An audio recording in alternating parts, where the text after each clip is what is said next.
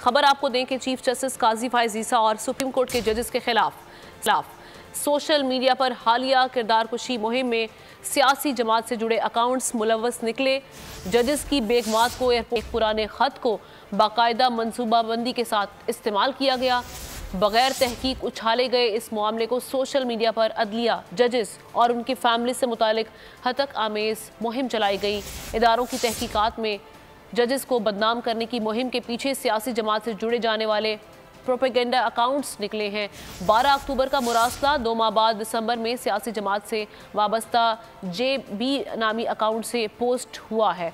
इसी हवाले से बात करते हैं, सलमान अवान नुमाइंदा खुसूसी हमारे साथ मौजूद हैं। सलमान, बताइएगा क्या प्रोपेगेंडा इस हवाले से किया गया अब तक?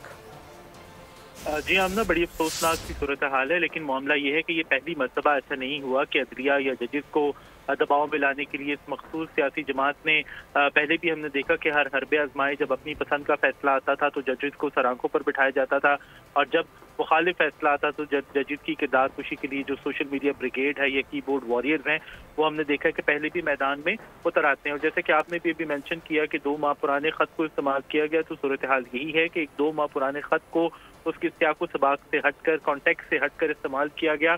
हालांकि सूरत हाल ये थी कि खत जो है, जैसे कि हम बात कर रहे हैं कि 2 माह पुराना था, लेकिन इसको ऐसे वक्त में रिलीज किया गया, जारी किया गया।